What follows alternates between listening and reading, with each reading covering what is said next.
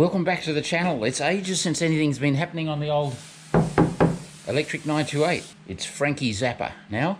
For the last 49 episodes I've been calling this car Basket Case, which it was. Perhaps a remorseful self-recrimination for choosing such a poor example to start with. But I have to live with the choices I made. But now I think we're at the point where a new persona is about to appear. Some people have called this a Frankenstein car, rightly so. But from now on, welcome Frankie Zappa, soon to be resplendent in green. Yes, I think we found the colour, an original but somewhat rare colour, Porsche Wimbledon green. Here it is on another 928, and this is how I hope it will turn out on mine. Either that colour or maybe BMW Laguna green, although putting a BMW colour on a Porsche might be worse than putting an MG electric motor in a Porsche. What do you think? All right. Hello, viewers. Haven't seen you for a while. That's my fault. I haven't created any content. Been too busy with my running channel.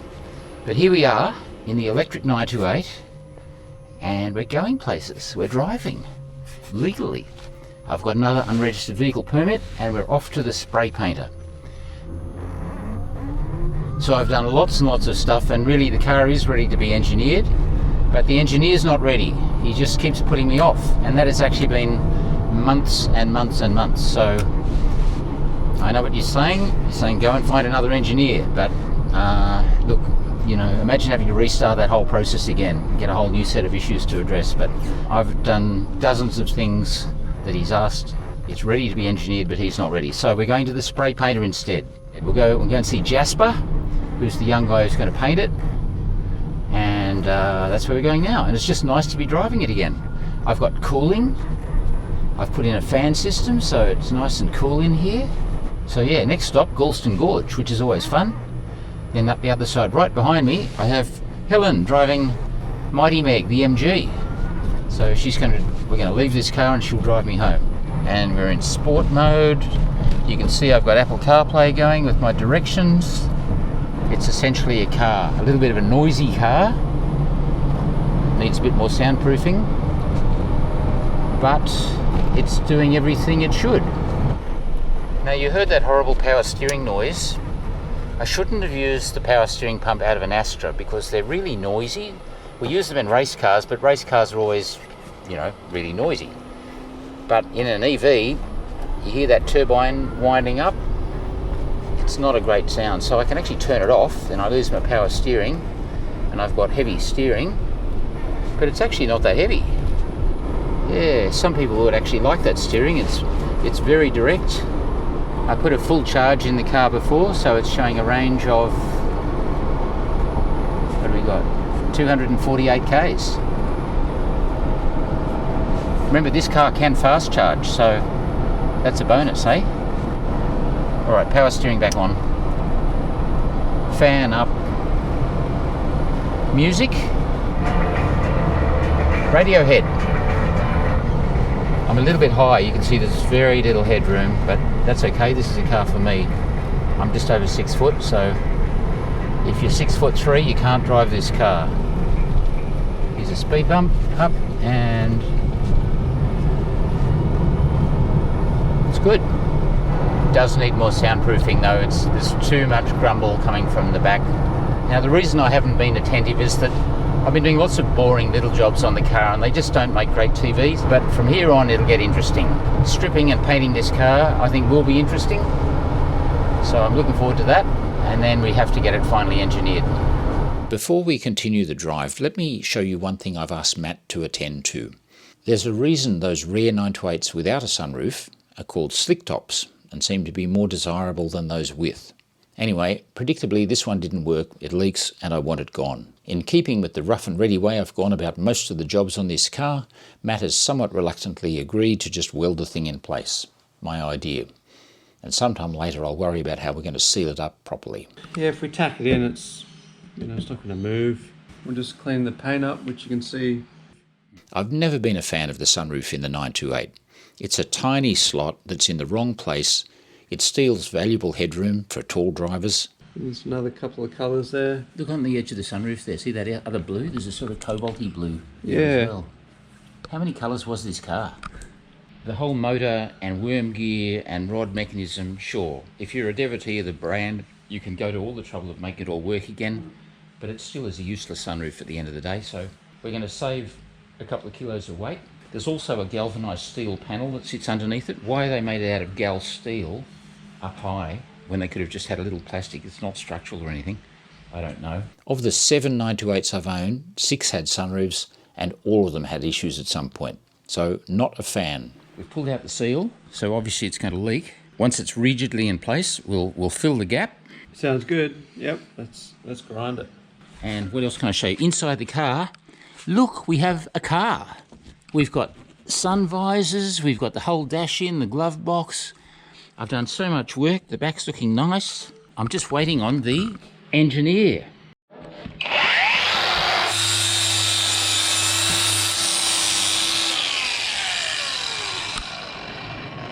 Sheer butchery. That's it. Did you have a previous career in a butcher shop? I wish I did. From there to there, you can actually feel the paint rise up. Oh yeah. To think, poor painter and I are going to have to get all this off. Yeah. How thick is it? Look at all the colours we've got there.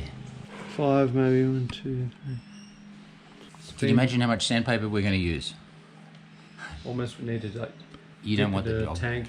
Dip the whole car. Yeah, dip the whole thing in. Just there. wind the windows up and just dip it in a big pot of acid.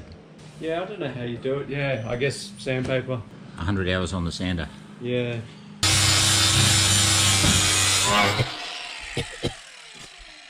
It's very dusty in here. So we don't need this whole slider steel rail assembly. It's all unnecessary weight mounted high in the car, which we don't want either. Actually, that'll just come out with a couple of Phillips heads too, won't it? If the sunroof doesn't go slide back, then we don't need a wind deflector plate. We don't need any of this stuff, really. Okay. Get rid of everything. There's something we just have never been able to figure out with this car. There's a whole lot of bolts we've never got to before, like these ones here, that are just, they're not tight. And it was the same, like even major bolts in the suspension were just not tight. It's like someone has completely disassembled this car and just done everything back together and said, oh, I'll tighten them up later, and then just never got back to it. Yeah, loose. Just don't get it. Anyway, don't need that. To think that I just vacuumed the interior.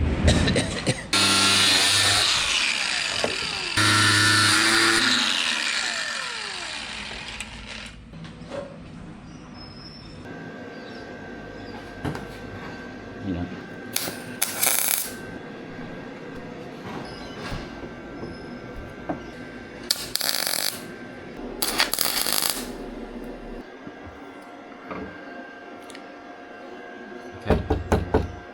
Want me to push up? Yeah, give it a push. Okay.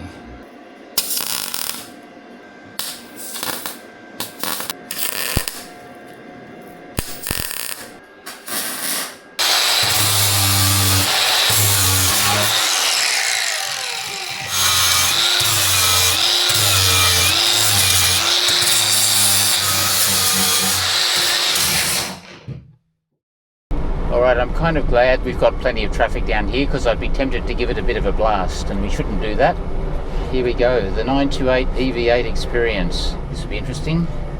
How's our lock? Something that's never been tried. So are we going to bind?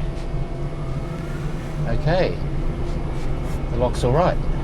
It's not the kind of place you want to break down though, so I'm a little bit apprehensive. As you can see, there's nowhere to pull off.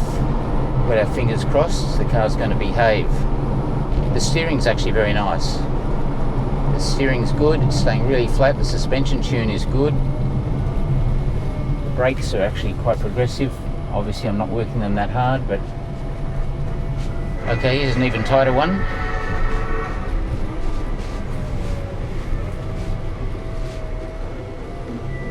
Yes, faintest touch on the tyre there, that's good. I'm glad I went back to the 16s, because if I still had the 19s on, that would have been chirp, chirp, chirp. So look, if you haven't seen my other channel, I've been preoccupied. You might have seen I mentioned an episode or two ago, I'm doing a marathon, which is now 2 weeks away in Canberra. As I approach 70 years of age, it's a tall order. I've been doing a lot of training, had a little injury, so I've been preoccupied with treating my tendon injury and training. So that channel, which is called Marathon 50 Stew, here's a little link, former elite runner returning to the marathon. So that's been totally preoccupying me. Also, Mark's been overseas. He's at Silverstone at the moment, doing training and racing stuff, so he's been unavailable. We've decided on the channel we're only going to review interesting cars from now on, cars that we like.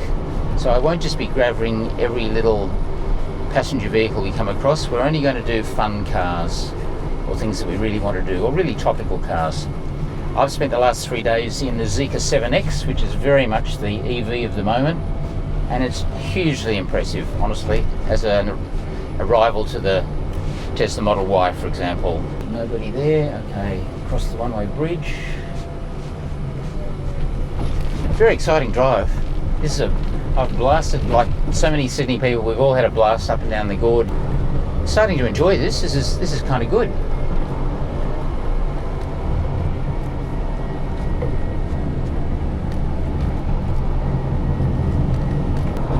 Okay, we got sport mode. And give it a squirt. Yep, and it goes all right. It's certainly still got Porsche 928 characteristics.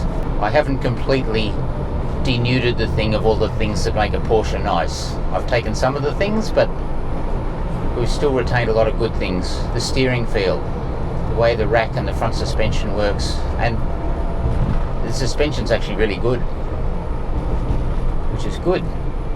Shouldn't have to say that because it is a Porsche. Up the hill, give it a bit of a glad.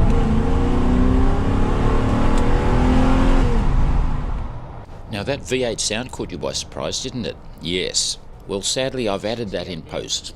That was the actual sound of one of my other petrol 928s. So how much better do you think this car would be if we did have that actual sound? Yes, that's in the plan. So Helen, with her 600 Newton meter MG behind me and all-wheel drive, 450 horsepower, she's struggling to keep up.